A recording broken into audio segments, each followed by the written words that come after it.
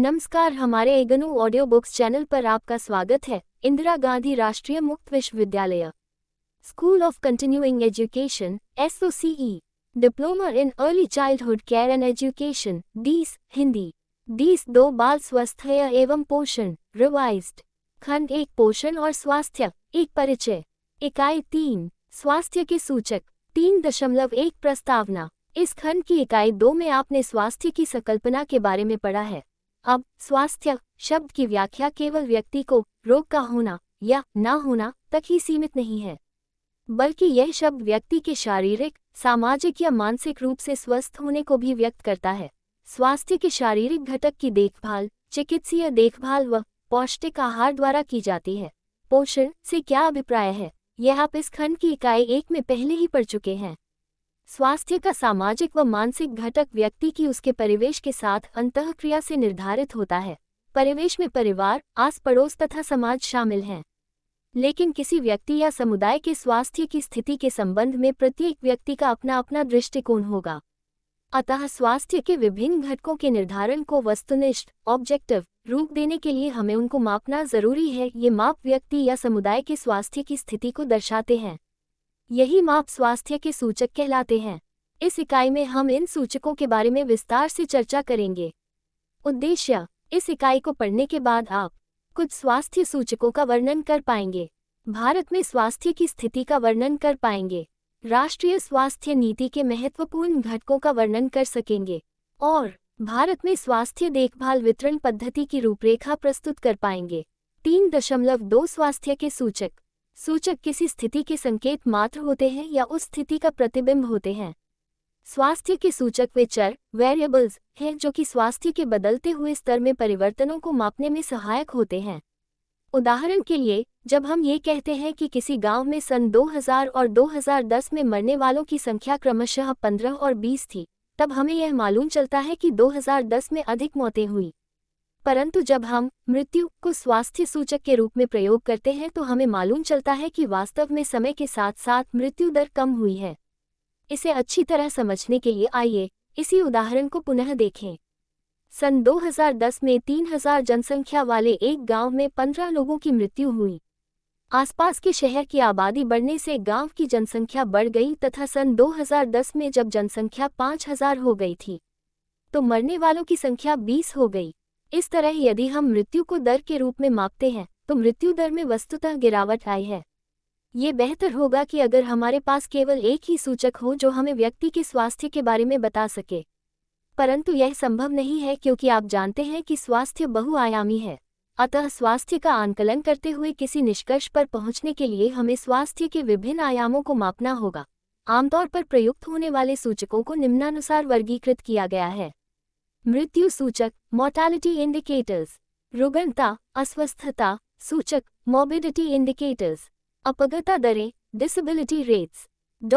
पोषण स्तर सूचक न्यूट्रिशनल स्टेटस इंडिकेटर्स, स्वास्थ्य देखभाल वितरण सूचक हेल्थ केयर डिलीवरी इंडिकेटर्स, उपयोगिता दरें यूटिलाइजेशन रेट्स, सामाजिक और मानसिक स्वास्थ्य के सूचक indicators of social and mental health, पर्यावरणीय सूचक एनवायरमेंटल इंडिकेटर्स, जीवन स्तर के सूचक indicators of quality of life, स्वास्थ्य नीति सूचक हेल्थ पॉलिसी इंडिकेटर्स, सामाजिक आर्थिक सूचक सोशियो इकोनॉमिक इंडिकेटर्स। आइए अब स्वास्थ्य के प्रत्येक सूचक के बारे में विस्तार से पढ़ें। 32.1 मृत्यु सूचक। ये सूचक जनसंख्या के विभिन्न आयु वर्गों में हुई मृत्यु दरों को दर्शाते हैं। ये मृत्यु के कारणों की जानकारी भी देते हैं। इनमें से कुछ का वर्णन नीचे किया गया है। अशोधित मृत्यु दर क्रूड डेथ रेट CDR। एक वर्ष की अवधि में प्रति 1000 व्यक्तियों में मरने वाले व्यक्तियों की संख्या अशोधित मृत्यु दर कहलाती है। इससे ये ज्ञात होता है कि किस दर पर लोगों की मौतें हो रही हैं। हालांकि आदर्श रूप से स्वास्थ्य को मृत्यु के आंकड़ों से नहीं मापा जाना चाहिए, परंतु यह एक उपयोगी सूचक है। कई बार जनसमूह के स्वास्थ्य स्तर के बारे में जानने के लिए केवल यही सूचक उपलब्ध होता है, विशेषकर विकासशील देशों में। शिशु मृत्यु दर इन्फेंट मोर्टालिटी रेट IMR। एक वर्ष में प्रति 1000 जीवित पैदा हुए शिशु, एक वर्ष से कम आयु के बच्चे में से मरने वाले शिशुओं की संख्या शिशु मृत्यु दर कहलाती है। किसी समाज के स्वास्थ्य स्तर को दर्शाने के लिए शिशु मृत्यु दर काफी मान्य सूचक है। ये शिशु और बाल मृत्यु दर दोनों को दर्शाता है। ये सूचक शिशु मृत्यु दर से बेहतर माना जाता है और आजकल अधिकांश अंतर्राष्ट्रीय संस्थाओं द्वारा इसी का प्रयोग किया जाता है। घ मातृक मृत्यु अनुपात, मैटरनल मोर्टालिटी रेशियो, MMR। योजक चिन्ह डॉट। गर्भावस्था या गर्भावस्था से जुड़े किसी कारण से प्रतिवर्ष 1 लाख जीवित जन्मों में से मरने वाली महिलाओं की संख्या मातृक मृत्यु अनुपात MMR कहलाती है। इस सूचक से समाज में स्त्रियों के स्वास्थ्य के स्तर के बारे में पता चलता है। अधिकांश विकासशील देशों में स्त्रियों में प्रजनन आयु 15-45 वर्ष के दौरान होने वाली अधिकांश मृत्यु का कारण गर्भावस्था या प्रसव से संबंधित कारण होते हैं। भारत सहित अन्य विकासशील देशों में मातृक मृत्यु अनुपात विकसित देशों की तुलना में बहुत ज्यादा है। विकसित देशों में मातृक मृत्यु अनुपात बहुत कम या शून्य के बराबर है।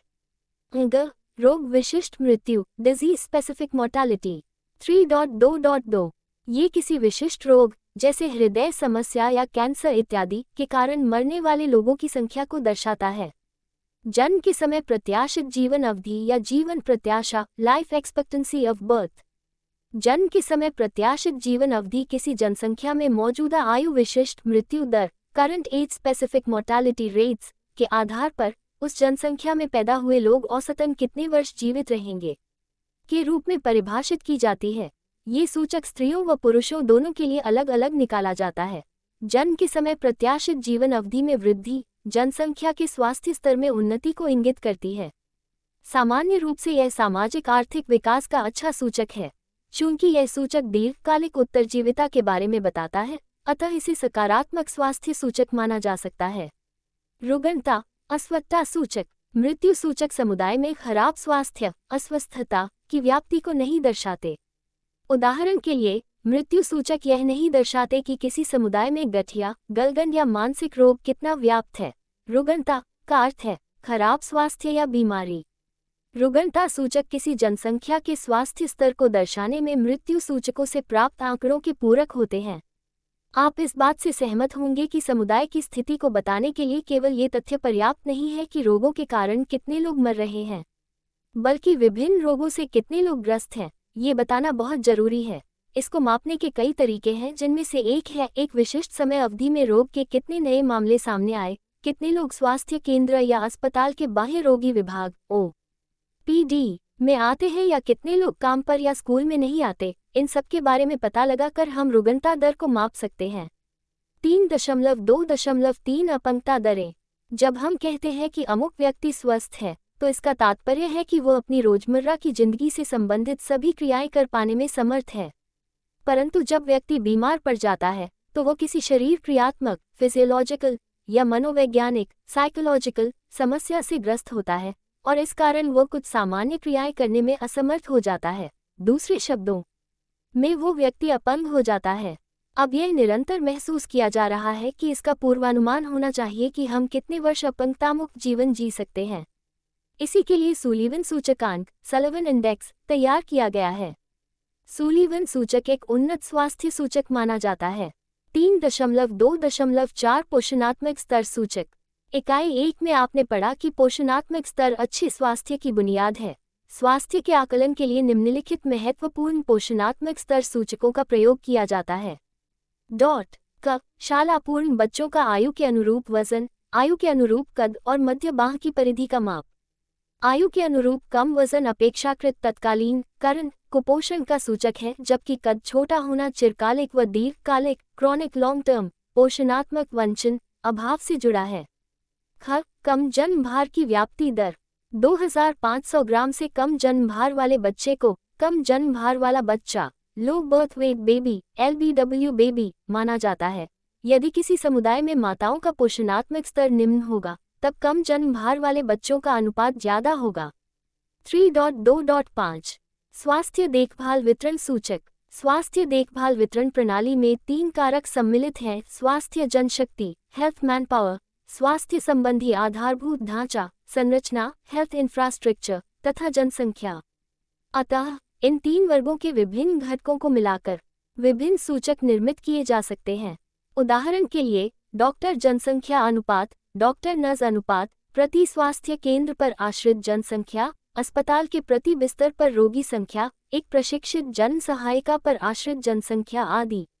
ये सूचक न केवल स्वास्थ्य सेवाओं की उपलब्धता व पहुंच, एक्सेसिबिलिटी ऑफ हेल्थ सर्विसेज की जानकारी देते हैं, अपितु ये देश के ग्रामीण, शहरी तथा आदिवासी क्षेत्रों में स्वास्थ्य संसाधनों के वितरण में समानता, इक्विटी ऑफ डिस्ट्रीब्यूशन या असमानता की जानकारी भी प्रदान करते हैं। 3.2.6 उपयोगिता दरें। स्वास्थ्य की बुनियादी, आधारिक संरचना तथा स्वास्थ्य जनशक्ति का उपलब्ध होना इस बात को सुनिश्चित नहीं करता कि इनका उपयोग भी हो रहा है। इन सुविधाओं का उपयोग केवल तब ही होता है जब ये लोगों को सुलभ, प्राप्त तथा स्वीकार्य होती हैं। इसमें लोगों की स्वास्थ्य के प्रति जागरूकता तथा सामाजिक सांस्कृतिक कारक भी महत्वपूर्ण भूमिका अदा करते हैं। अतः एक निश्चित समय में, प्रायः 1 वर्ष में, जितने लोगों को इन सुविधाओं की आवश्यकता है, उनमें से कितनों को ये सुविधा वास्तव में प्राप्त हुई है, इस अनुपात के आधार पर स्वास्थ्य सेवाओं की उपयोगिता दरें निकाली जाती हैं। दूसरे शब्दों में, उपयोगिता दरों से तात्पर्य है कि कितने लोगों द्वारा वास्तव में इन सुविधाओं का प्रयोग किया। पूर्ण टीकाकरण प्राप्त बच्चों का अनुपात, प्रसव पूर्व देखभाल सुविधाएं प्राप्त करने वाली गर्भवती महिलाओं का अनुपात और कितने बिस्तरों पर रोगी हैं, उनका प्रतिशत, ये सभी उपयोगिता दरों के उदाहरण हैं। 3.2.7 सामाजिक और मानसिक स्वास्थ्य के सूचक। समुदाय के लोग सामाजिक व मानसिक रूप से स्वस्थ हैं, इसके मान्य, वैलिड, विश्वसनीय, रिलायबल तथा सकारात्मक, पॉजिटिव सूचकों की अनुपस्थिति में ऐसे मापकों का प्रयोग करना आवश्यक हो जाता है जिनसे कम से कम ये पता चल सके कि व्यक्ति सामाजिक व मानसिक रूप से अस्वस्थ तो नहीं है, अर्थात उन्हें सामाजिक व मानसिक विकार तो नहीं है। आत्महत्या, नरहत्या, किशोर अपराधवृत्ति, मदिरा सेवन, मादक पदार्थों का दुरुपयोग, सड़क दुर्घटनाएं, धूमपान आदि सामाजिक व मानसिक अस्वस्थता के कुछ उदाहरण हैं। परिवार में हिंसा, बच्चे को पीटना तथा पत्नी को पीटना भी इसी वर्ग में आते हैं। समाज में इन घटनाओं की संख्या से उस समाज की जनसंख्या के सामाजिक और मानसिक स्वास्थ्य के स्तर के बारे में पता लगाया जा सकता है। ये सूचक जनसंख्या के स्वास्थ्य को सुधारने के लिए की जाने वाली सामाजिक क्रिया के लिए मार्गदर्शन प्रदान कर सकते हैं। 3.2.8 जीवन स्तर के सूचक। उत्तरजीविता की दरों, सर्वाइवल रेट्स में वृद्धि के परिणामस्वरूप जीवन स्तर, क्वालिटी ऑफ लाइफ को भी अधिक महत्व दिया जाने लगा है। जैसा कि आपको विदित है, जीवन स्तर को परिभाषित करना व मापना कठिन है। विशेषज्ञों द्वारा जीवन स्तर को मापने के लिए विभिन्न सूचक तैयार किए जा रहे हैं।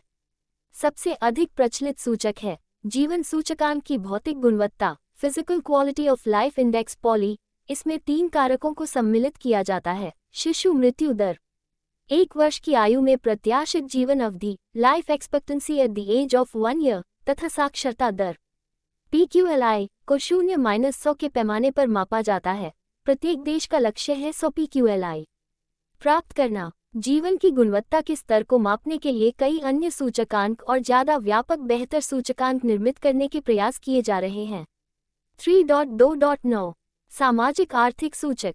विभिन्न सामाजिक आर्थिक सूचक जैसे आहार व आवास की उपलब्धता, प्रौढ़ साक्षरता, महिला साक्षरता, परिवार का सामाजिक आर्थिक स्तर, प्रति व्यक्ति आय, जनसंख्या बढ़ोतरी की दर आदि अप्रत्यक्ष रूप से समुदाय के स्वास्थ्य स्तर को प्रभावित करते हैं।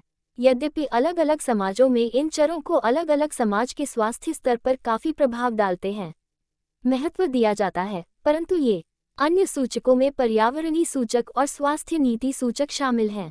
सर्वाधिक उपयोगी पर्यावरणीय सूचक हैं सुरक्षित पेयजल और उपयुक्त स्वच्छता सुविधा प्राप्त घरों का प्रतिशत। स्वास्थ्य नीति का एकमात्र अत्यंत महत्वपूर्ण सूचक है स्वास्थ्य क्षेत्र में पर्याप्त संसाधनों का आवंटन। प्रति व्यक्ति GNP के अलावा साक्षरता दरें, विशेष रूप से महिला साक्षरता दरें, लोगों के स्वास्थ्य को प्रभावित करने वाले महत्वपूर्ण कारक के रूप में उभर रहे हैं। 3.3 भारत में स्वास्थ्य स्थिति। आइए अब हम अब तक पढ़ चुके कुछ सूचकों का प्रयोग करते हुए भारत में स्वास्थ्य की स्थिति का आकलन करें।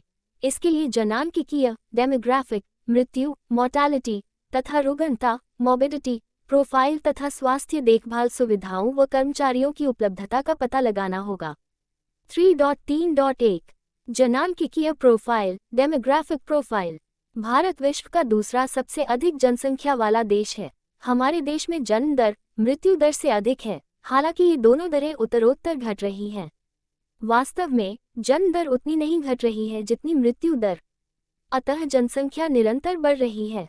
अन्य विकसित देशों की तुलना में हमारे देश में बच्चों 0-14 वर्ष का प्रतिशत कुल जनसंख्या का 35.3% है, जो कि काफी उच्च है। भारत जनसंख्या 2011, लेकिन उत्पादक कार्य करने वाले लोगों 15 से 64 वर्ष की आयु के लोग का अनुपात सापेक्षिक रूप से निम्न है। यदि पोषण, स्वास्थ्य और शिक्षा के क्षेत्रों में उचित निवेश किए जाएं, तो इसी जनांकिकीय संपदा अर्थात बच्चों की उच्च संख्या के कारण भारत आगामी वर्षों में एक सशक्त राष्ट्र के रूप में उभर सकता है।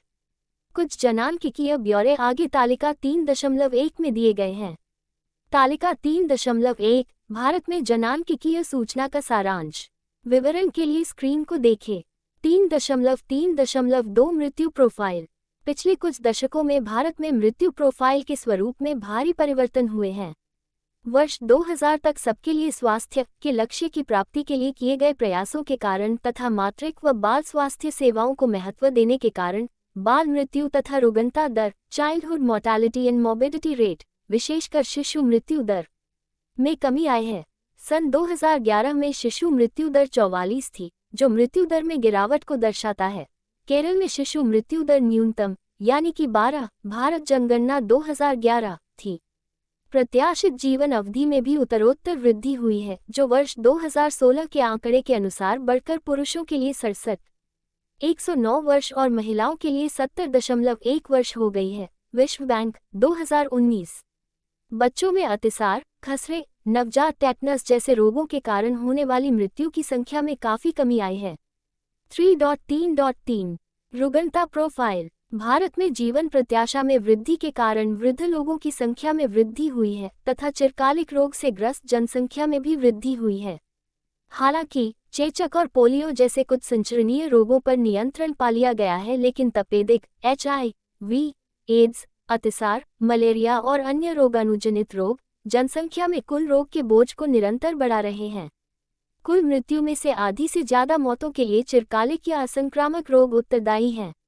जनसंख्या में वृद्धों की संख्या में वृद्धि तथा जीवन शैली में परिवर्तनों के कारण मधुमेह, हृदय धमनी रोग, कैंसर, पक्षाघात और चिरकालिक फेफड़ों के रोग प्रमुख जन स्वास्थ्य समस्याओं के रूप में उभरे हैं। 3.3.4 स्वास्थ्य देखभाल सुविधाएं और कार्मिक। सन 1947 में स्वतंत्रता के समय भारत में अधिकांश लोगों के लिए मूलभूत स्वास्थ्य सेवाएं उपलब्ध नहीं थी। वर्तमान में ग्रामीण भारत में स्वास्थ्य सेवाओं का केंद्र बिंदु प्राथमिक स्वास्थ्य केंद्र, प्राइमरी हेल्थ सेंटर है। स्वास्थ्य संबंधी आधारभूत तथा संदर्भ सेवाओं, रेफरल सर्विसेज के बारे में आगे इकाई में विस्तार से वर्णन किया गया है। प्राथमिक स्वास्थ्य देखभाल वितरण प्रणाली, primary health care delivery system के अलावा सार्वजनिक प्रतिष्ठानों के कर्मचारियों के लिए भी बहुत सी स्वास्थ्य योजनाएं उपलब्ध कराई जाती हैं। ऐसी ही कुछ योजनाएं हैं केंद्रीय सरकार स्वास्थ्य योजना CGHS, central government health scheme, कर्मचारी राज्य बीमा योजना ESIS, employee state insurance scheme आदि। यद्यपि अन्य विकासशील देशों की तुलना में भारत में स्वास्थ्य विभाग में अधिक जनशक्ति कार्यरत है, परंतु फिर भी भारत अभी विकसित देशों के मुकाबले इस मामले में बहुत पीछे है। भारतीय राष्ट्रीय स्वास्थ्य प्रोफाइल 2018 के अनुसार भारत में दिसंबर 2017 तक एलोपैथिक चिकित्सा पद्धति एलोपैथिक सिस्टम के लगभग 10.4 लाख डॉक्टर तथा 7.73 लाख आयुष डॉक्टर, आयुर्वेदिक, यूनानी, होम्योपैथिक इत्यादि जैसे पारंपरिक चिकित्सा पद्धति के चिकित्सक, आयुष डॉक्टर्स और 2.5 लाख दंत सर्जन है। इसके अलावा सन 2016 तक 19.8 लाख पंजीकृत नर्सें और पंजीकृत दाइयां, मिडवाइफ, 8.4 लाख प्रशिक्षित सहायक nurse midwife, auxiliary nurse midwives ANM और लगभग 56,000 महिला स्वास्थ्य visitor, lady health visitor LHV है। देशों की तुलना में भारत में स्वास्थ्य विभाग में अधिक। दिसंबर 2017 तक देश में लगभग 476 चिकित्सा कॉलेज, सामान्य nurse midwife, general nurse midwife को प्रशिक्षित करने के लिए 3,215 संस्थान, ANM के प्रशिक्षण के लिए 1853 और फार्मेसी की शिक्षा के 777 कॉलेज हैं।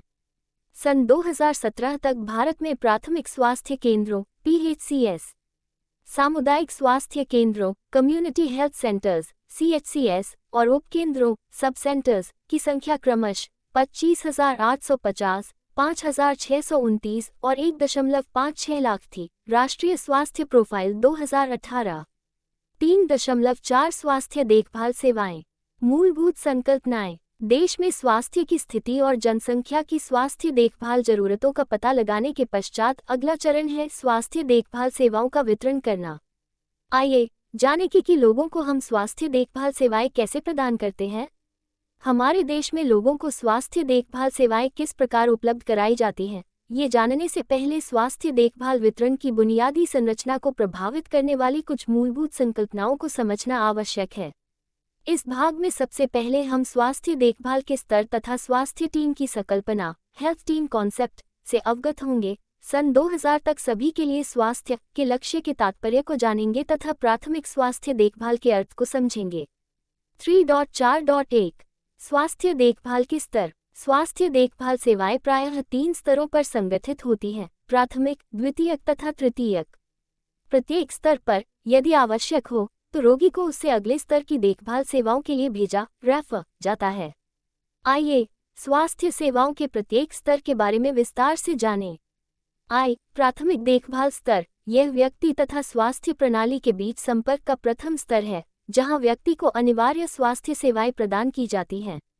देखभाल का ये स्तर लोगों का निकटतम संपर्क बिंदु होता है। हमारे देश में प्राथमिक स्तर की देखभाल सेवाएं उपकेंद्रों, सब सेंटर्स तथा प्राथमिक स्वास्थ्य केंद्रों PHC द्वारा प्रदान की जाती हैं। अधिकांश स्वास्थ्य समस्याओं का उपचार समाधान इसी स्तर पर संतोषजनक रूप से हो सकता है। इस स्तर पर निरोधक, प्रिवेंटिव तथा आपातकालीन स्वास्थ्य सेवाएं प्रदान की जाती हैं। द्वितीयक देखभाल स्तर। इस स्तर पर अधिक जटिल रोगों के लिए रोग निवारक सेवाएं, क्यूरेटिव सर्विसेज और सुविधाएं प्रदान की जाती हैं। इस वर्ग में सामुदायिक स्वास्थ्य केंद्र तथा जिला अस्पताल आते हैं। दूसरे शब्दों में ये स्तर स्वास्थ्य प्रणाली में प्रथम संदर्भ स्तर रेफरल लेवल का कार्य करता है। तृतीयक देखभाल स्तर। इस स्तर पर क्षेत्रीय, केंद्रीय स्तर की संस्थाओं द्वारा अति विशिष्ट सुपर स्पेशलाइज्ड स्वास्थ्य सेवाएं प्रदान की जाती हैं। ये केंद्र विशेषज्ञ कर्मचारियों को योजना तथा प्रबंधकीय कौशल व शिक्षा भी प्रदान करते हैं। मेडिकल कॉलेज तथा अखिल भारतीय संस्थान इसी वर्ग में आते हैं। ये स्तर प्राथमिक स्तर पर की जाने वाली कार्यवाहियों को समर्थन देता है तथा उसका पूरक होता है। भाग 3.6 में प्राथमिक व द्वितीयक स्तर की देखभाल के बारे में और अधिक जानकारी दी गई है। 3.4.2 स्वास्थ्य टीम की संकल्पना। यह मान लिया गया है कि चिकित्सकों पर कार्यभार बहुत अधिक है और यह भी महसूस किया गया है कि सहायकों को उचित प्रशिक्षण प्रदान करके चिकित्सक के कार्यभार को कम किया जा सकता है। सहायक कार्यकर्ता ऑक्सिलरी वर्कर वो व्यक्ति होता है जिसके पास किसी क्षेत्र विशेष की संपूर्ण व्यावसायिक योग्यता से कम योग्यता होती है तथा वो व्यावसायिक कार्यकर्ता प्रोफेशनल वर्कर के देखरेख में कार्य करता है। आधुनिक चिकित्सा पद्धति में चिकित्सीय व गैर चिकित्सीय वर्ग के कई कार्यकर्ता विशेषज्ञ जैसे कि डॉक्टर, नर्स, सामाजिक कार्यकर्ता, स्वास्थ्य सहायक, गांव स्वास्थ्य गाइड, प्रशिक्षित दाइया जिन्हें कुशल जन्म परिचारक भी कहते हैं, स्किल्ड बर्थ अटेंडेंट SBA आदि मिलकर कार्य करते हैं। अतः स्वास्थ्य सेवाएं प्रदान करने के लिए स्वास्थ्य कर्मचारियों को मिलकर उद्धरण चिन्ह 3.4.3 सभी के लिए स्वास्थ्य। मई 1977 में अल्मा आटा में आयोजित विश्व स्वास्थ्य सभा में यह निर्णय लिया गया कि आगामी वर्षों में सरकारों व विश्व स्वास्थ्य संगठन का मुख्य सामाजिक लक्ष्य होना चाहिए कि सन 2000 तक विश्व के सभी लोग स्वास्थ्य के उस स्तर को प्राप्त पहुंच जाएं जिससे वे सामाजिक व आर्थिक रूप से उत्पादक जीवन यापन कर सकें। इस लक्ष्य को सामान्य रूप से सन 2000 तक सभी के लिए स्वास्थ्य के नाम से जाना जाता है, health for all by 2000 ADHFA। सन 1978 में भारत सरकार ने भी इस घोषणा सभी के लिए स्वास्थ्य घोषणा पर हस्ताक्षर किए। सन 2000 तक सबके लिए स्वास्थ्य का मुख्य सिद्धांत है स्वास्थ्य में समानता, इक्विटी इन हेल्थ। ये समानता न केवल स्वास्थ्य देखभाल सेवाओं की उपलब्धता व पहुंच में होनी चाहिए बल्कि सामाजिक आर्थिक विकास में भी होनी चाहिए। सभी के लिए स्वास्थ्य को एक क्रांतिकारी संकल्पना व ऐतिहासिक आंदोलन माना गया है। 3.4.4 प्राथमिक स्वास्थ्य देखभाल।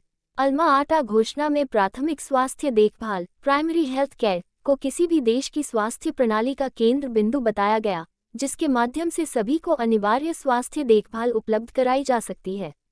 प्राथमिक स्वास्थ्य देखभाल क्या है? अल्मा आटा घोषणा के अनुसार प्राथमिक स्वास्थ्य देखभाल से तात्पर्य है विकास की प्रत्येक अवस्था में व्यवहारिक, वैज्ञानिक रूप से सही तथा सामाजिक रूप से स्वीकार्य विधियों व प्रौद्योगिकी पर आधारित कम लागत वाली अनिवार्य, मूलभूत स्वास्थ्य देखभाल समुदाय के प्रत्येक व्यक्ति व परिवारों को उनकी पूर्ण भागीदारी द्वारा इस तरह से सर्वत्र सुलभ कराई जाए कि आत्मनिर्भरता और आत्मनिर्णय की भावना को देश व समुदाय बनाए रखने में समर्थ हो। प्राथमिक स्वास्थ्य देखभाल के 4 मुख्य स्तंभ हैं। योजक चिन्ह डॉट समुदाय की भागीदारी, अंतःक्षेत्रीय समन्वय, उपयुक्त प्रौद्योगिकी तथा सभी व्यक्तियों के लिए स्वास्थ्य सेवाओं के वितरण में समानता। प्राथमिक स्वास्थ्य देखभाल आत्मनिर्भरता के सिद्धांत पर आधारित है।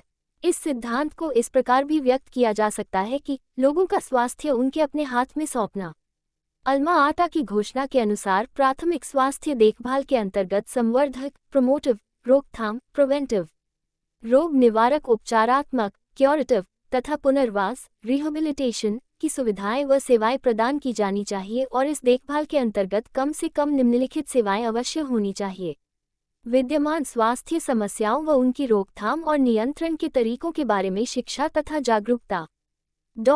खाद्य आपूर्ति और पर्याप्त व उचित पोषण को बढ़ावा देना, पर्याप्त सुरक्षित पेयजल आपूर्ति और मूलभूत स्वच्छता, मातृत्व और बाल स्वास्थ्य देखभाल तथा परिवार नियोजन, प्रमुख संक्रामक रोगों के प्रति टीकाकरण।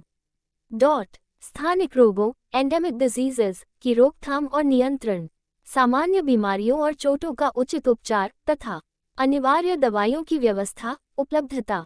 3.5 राष्ट्रीय स्वास्थ्य नीति सन 2000 तक सबके लिए स्वास्थ्य के लक्ष्य प्राप्ति की राष्ट्रीय प्रतिबद्धता के मद्देनजर स्वास्थ्य और परिवार कल्याण मंत्रालय ने 1982 में राष्ट्रीय स्वास्थ्य नीति नेशनल हेल्थ पॉलिसी (NHP) तैयार की। इस नीति को अनुमोदन 1983 में प्राप्त हुआ। आने वाले वर्षों में देश की स्वास्थ्य स्थिति में बदलाव आया और कुछ नई चुनौतियां उभरकर सामने आईं जिन पर इस स्वास्थ्य नीति के विन्यास में रहते हुए कोई कार्यवाही नहीं की जा सकती थी। इस नीति को पुनः संशोधित करके राष्ट्रीय स्वास्थ्य नीति 2002 के रूप में प्रस्तुत किया गया। इस नीति का मुख्य उद्देश्य था देश की आम जनता के स्वास्थ्य को स्वीकार्य व संतोषजनक स्तर तक पहुंचाना। नीति में 2015 तक प्राप्त करने वाले लक्ष्यों को निर्धारित किया गया और उनका उल्लेख किया गया। इसमें प्रत्येक व्यक्ति के लिए स्वास्थ्य सेवाओं की एक समान पहुंच और प्राथमिक स्वास्थ्य देखभाल स्तर पर निरोधक और प्राथमिक उपचार की सेवाएं प्रदान करने पर ध्यान केंद्रित किया गया। इस नीति के अंतर्गत तपेदिक, मलेरिया, HIV, एड्स जैसे प्रमुख रोगों पर प्रमुख फोकस है। इस नीति में एलोपैथिक पद्धति में औषधियों के तर्क संगत प्रयोग पर भी बल दिया गया। इन उद्देश्यों की प्राप्ति के लिए इस नीति में वर्ष 2005, 2007, 2010 और 2015 तक अर्जित किए जाने के लिए विशिष्ट लक्ष्य निर्धारित किए। चिकित्सा देखभाल प्रौद्योगिकी व देश की आर्थिक स्थिति में उन्नति के बावजूद जनसंख्या के विभिन्न वर्गों के स्तरों में अंतराल निरंतर बढ़ता जा रहा है। स्वास्थ्य के क्षेत्र में महत्वपूर्ण परिवर्तनों के कारण इस नीति का पुनः संशोधन करना पड़ा और 2017 में एक नई राष्ट्रीय स्वास्थ्य नीति विकसित की गई। सभी को निश्चित रूप से स्वास्थ्य देखभाल प्रदान करना इस 2017 की राष्ट्रीय स्वास्थ्य नीति का लक्ष्य है। यह नीति निरंतर परिवर्तनशील सामाजिक, आर्थिक, प्रौद्योगिकी और महामारी विज्ञान संबंधी परिस्थितियों से उत्पन्न होने वाली वर्तमान और आगे उभरने वाली चुनौतियों को संबोधित करेगी। राष्ट्रीय स्वास्थ्य नीति के कुछ मुख्य मुद्दे निम्नलिखित हैं। बीमारी की रोकथाम तथा समग्र स्वस्थता वेलबींग को प्रोत्साहित करके स्वास्थ्य सेवाओं का केंद्र बिंदु बीमार की देखभाल से स्वस्थता पर केंद्रित करना। जनस्वास्थ्य व्यय को धीरे धीरे बढ़ाकर कुल घरेलू उत्पाद ग्रोस डोमेस्टिक प्रोडक्ट का 2.5% तक करना। वित्तीय बाधाओं के बावजूद प्रत्येक व्यक्ति की गुणवत्तापूर्ण स्वास्थ्य सेवाओं और प्रौद्योगिकी तक पहुंच सुनिश्चित करके स्वास्थ्य प्रणालियों को सुदृढ़ बनाना। नीति में पहुंच को व्यापक करना, गुणवत्ता को बेहतर बनाना और लागतें कम करने का सुझाव भी है। इसमें सार्वजनिक अस्पतालों में निःशुल्क औषधियों, निःशुल्क निदान और निःशुल्क आपातकालीन व अनिवार्य स्वास्थ्य देखभाल सेवाओं के प्रस्ताव भी हैं। प्राथमिक स्वास्थ्य देखभाल पर ध्यान केंद्रित करने के लिए नीति में 2/3 या उससे अधिक संसाधनों को प्राथमिक देखभाल को आवंटित करने का समर्थन किया गया है। बहुमूल्य समय गोल्डन आवर यानी चोट लगने के बाद के प्रथम 60 मिनट के भीतर स्वास्थ्य सेवा तक पहुंच सुनिश्चित करने के लिए प्रति 1000 जनसंख्या के लिए 2 बिस्तरों की सुविधा का प्रस्ताव दिया गया है। पूर्व स्क्रीनिंग से गैर संचरणीय रोगों से होने वाली रुग्णता और रोकने योग्य मृत्यु को कम करना। इस नीति के उद्देश्यों के अनुरूप जीवन प्रत्याशा, मृत्यु और प्रचलित रोगों को कम करने से संबंधित गुणात्मक लक्ष्य भी सूचीबद्ध है। मुख्य लक्ष्य: सन 2025 तक जन्म के समय की जीवन प्रत्याशा को 67.5 से बढ़ाकर 70 करना, 2019 तक शिशु मृत्यु दर को कम करके 28 तक करना, 2025 तक 5 वर्ष की आयु से पहले होने वाली मृत्यु को कम करके 23 तक करना। 3.6 हमारे देश में स्वास्थ्य देखभाल वितरण प्रणाली। यद्यपि प्राथमिक स्वास्थ्य देखभाल की संकल्पना विश्व के लिए नवीन है, परंतु भारत के लिए यह नई नहीं है। 1946 की भोरे कमेटी की रिपोर्ट में इस संकल्पना के संशोधित रूप को ही भारत की स्वास्थ्य अवसंरचना का आधार बनाया गया था। हमारे देश की आधुनिक स्वास्थ्य देखभाल वितरण प्रणाली इसी कमेटी की सिफारिशों पर आधारित है। ग्रामीण और शहरी क्षेत्रों की स्वास्थ्य देखभाल वितरण प्रणाली में भिन्नता है। ग्रामीण भारत में स्वास्थ्य सेवाओं का नेटवर्क सुसंगठित व व्यवस्थित है और कार्य भी कर रहा है, परंतु शहरों में यह नेटवर्क इतना सुव्यवस्थित नहीं है। 3.6.1 ग्रामीण स्वास्थ्य वितरण प्रणाली। आधारभूत स्तर पर प्रत्येक गांव में या 1000 लोगों के लिए एक ग्रामीण स्वास्थ्य गाइड, विलेज हेल्थ गाइड, होता है, जो कि स्वास्थ्य सेवाओं और लोगों के बीच कड़ी का काम करता है। इस ग्रामीण स्वास्थ्य गाइड का कार्य रोगों की रोकथाम संबंधी, रोग निरोधक तथा संवर्धक सेवाएं व सरल उपचारात्मक सेवाएं प्रदान करने में स्वास्थ्य कर्मचारियों की सहायता करना है। एक SBA भी नियुक्त की जाती है। जिन क्षेत्रों में ICDS कार्यक्रम चल रहा है, वहां प्रत्येक 1000 लोगों पर एक आंगनवाड़ी कार्यकर्ता, आंगनवाड़ी वर्कर भी होती है। अब प्रत्येक गांव के लिए एक आशा कार्यकर्ता, अक्रेडिटेड सोशल हेल्थ एक्टिविस्ट आशा, भी होती है, जो आंगनवाड़ी कार्यकर्ता के साथ काम करती है। महिला स्वास्थ्य कार्यकर्ता को सहायक नर्स मिडवाइफ कहते हैं और पुरुष बहुउद्देशीय कार्यकर्ता, मल्टीपर्पस वर्कर MPW कहलाता है। उपकेंद्र ये स्वास्थ्य देखभाल प्रणाली और समुदाय के बीच प्रथम संपर्क बिंदु है। सामान्य क्षेत्रों में 5000 लोगों के लिए एक उपकेंद्र और कठिन, जनजातीय और पहाड़ी क्षेत्रों में 3000 जनसंख्या के लिए एक उपकेंद्र का प्रावधान है। उपकेंद्र रोग निरोधक व संवर्धन सेवाओं के साथ साथ रोग निवारक सेवाएं भी प्रदान करते हैं। स्वास्थ्य उपकेंद्र में एक महिला एवं एक पुरुष कार्यकर्ता होता है। ये कार्यकर्ता आधारिक स्तर के कार्यकर्ता, ग्रास रूट लेवल वर्कर होते हैं तथा स्वास्थ्य देखभाल अवसंरचना का मूल आधार होते हैं। ये कार्यकर्ता संचरणीय रोगों के नियंत्रण, मातृत्व व बाल स्वास्थ्य तथा परिवार कल्याण के लिए संवर्धक, रोकथाम संबंधी तथा रोग निवारक सेवाएं प्रदान करते हैं। प्राथमिक स्वास्थ्य केंद्र PHC सामान्य क्षेत्रों में 30,000 की आबादी के लिए एक और कठिन, दुर्गम, जनजातीय पहाड़ी क्षेत्रों में 20,000 की आबादी के लिए एक प्राथमिक स्वास्थ्य केंद्र का प्रावधान है।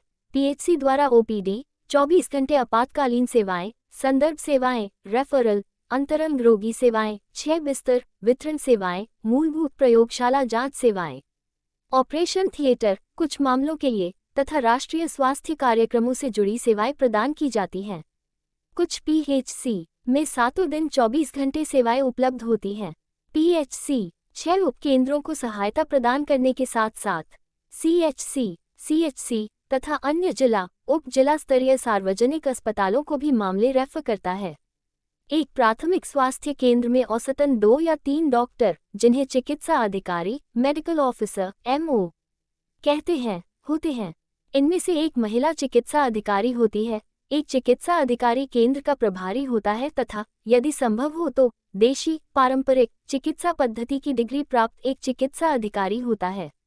इसके साथ साथ PHC में एक पुरुष और एक महिला स्वास्थ्य सहायक, हेल्थ असिस्टेंट HA, एक ब्लॉक विस्तार शिक्षक, ब्लॉक एक्सटेंशन एजुकेटर, एक प्रयोगशाला तकनीशियन, एक सांख्यिकी सहायक, एक बहुउद्देशीय कार्यकर्ता तथा अन्य सहायक स्टाफ होता है। 6 उपकेंद्रों के स्टाफ की देखरेख, पर्यवेक्षण और सहायता के लिए एक पुरुष और एक महिला स्वास्थ्य सहायक HA होते हैं। महिला स्वास्थ्य सहायक, महिला स्वास्थ्य विजिटर कहलाती है। स्वास्थ्य सहायकों के पर्यवेक्षी संवर्ग, सुपरवाइजरी काड्र, उपकेंद्रों और स्वास्थ्य सेवाओं की अगले सोपान। अर्थात प्राथमिक स्वास्थ्य केंद्रों के बीच कड़ी का कार्य करता है। सामुदायिक स्वास्थ्य केंद्र CHC ये स्वास्थ्य देखभाल का द्वितीयक स्तर है जिसके अंतर्गत रेफरल तथा विशेषज्ञ स्वास्थ्य देखभाल प्रदान की जाती है। सामुदायिक स्वास्थ्य केंद्र 30 बिस्तर वाला अस्पताल होता है। सामान्य क्षेत्रों में 1,20,000 की जनसंख्या की आवश्यकता की पूर्ति के लिए और दुर्गम, जनजातीय, पहाड़ी क्षेत्रों में 80,000 जनसंख्या की जरूरतों की पूर्ति के लिए एक CHC का प्रावधान है। CHC सेवाओं में OPD और IPD में आयुष विशेषज्ञ, आंख का विशेषज्ञ, 5 CHC में से एक में उपलब्ध आपातकालीन सेवाएं, प्रयोगशाला जांच सेवाएं तथा राष्ट्रीय स्वास्थ्य कार्यक्रमों से जुड़ी सेवाएं प्रदान की जाती हैं। अधिकतर ये समुदाय देखभाल केंद्र समुदाय विकास खंड कम्युनिटी डेवलपमेंट ब्लॉक स्तर पर होते हैं। यहाँ से आवश्यकता पड़ने पर रोगियों को जिला अस्पताल, चिकित्सा कॉलेजों में भेजा जा सकता है। चित्र 3.4 में इस पूरे तंत्र को दर्शाया गया है। चित्र 3.4 ग्रामीण स्वास्थ्य सेवा वितरण तंत्र। विवरण के लिए स्क्रीन को देखें। 3.6.2 शहरी स्वास्थ्य वितरण प्रणाली। शहरी क्षेत्रों में ये सुविधाएं संबद्ध प्राधिकरणों जैसे नगरपालिका या निगम द्वारा प्रदान की जाती हैं। आमतौर पर अलग अलग क्षेत्रों की आवश्यकताओं की पूर्ति के लिए विभिन्न क्षेत्रों में अस्पताल खोले जाते हैं। इन अस्पतालों में मुख्यतः रोगों का उपचार किया जाता है, हालांकि यहाँ रोग निरोधक तथा संवर्धक सेवाएं भी उपलब्ध होती हैं। राष्ट्रीय शहरी स्वास्थ्य mission national urban health mission NUHM के अंतर्गत शहरी क्षेत्रों में निम्नलिखित सेवाएं प्रदान की जाती हैं। UPHC शहरी प्राथमिक स्वास्थ्य केंद्र 50,000 की आबादी के लिए एक होता है जो OPD क्लिनिक, मूलभूत प्रयोगशाला जांच, औषधि, गर्भनिरोधक बांटने की सेवाओं के साथ साथ स्वास्थ्य शिक्षा के लिए सामग्रियां तथा राष्ट्रीय स्वास्थ्य कार्यक्रमों से जुड़ी सेवाएं प्रदान करता है। यह ANM के जरिए आउटरीच सेवाएं यानी कि विस्तार सेवाएं भी प्रदान करता है। UCHC शहरी समुदाय स्वास्थ्य केंद्र ये 5 लाख से अधिक आबादी वाले क्षेत्रों में स्थापित किए जाते हैं। यहाँ अंतरंग रोगी सेवाएं इनपेशेंट सर्विसेज प्रदान की जाती हैं। 3.7 सारांश। इस इकाई में स्वास्थ्य के विभिन्न सूचकों के बारे में बताया गया है जिनका प्रयोग आमतौर पर समुदाय के स्वास्थ्य स्तर का आंकलन करने के लिए किया जाता है। चूंकि स्वास्थ्य बहुआयामी है, अतः इसके आकलन के लिए बहुत से सूचकों का प्रयोग करना आवश्यक है। चूंकि स्वास्थ्य के कई सूचकों का प्रयोग किया जाता है, इसलिए इन्हें विभिन्न वर्गों में वर्गीकृत किया गया है, जैसे मृत्यु सूचक, रुग्णता सूचक, पोषण स्तर सूचक, सामाजिक आर्थिक सूचक आदि। इन सूचकों के संक्षिप्त विवरण के बाद इस इकाई में इन सूचकों की सहायता से भारत की स्वास्थ्य स्थिति के बारे में बताया गया है। इसके अतिरिक्त राष्ट्रीय स्वास्थ्य नीति, स्वास्थ्य देखभाल सेवाओं के मूलभूत सिद्धांत तथा हमारे देश में विद्यमान स्वास्थ्य देखभाल के वितरण की आधारिक संरचना का भी वर्णन किया गया है। धन्यवाद। मिलते हैं अगले वीडियो में अगले पाठ के साथ।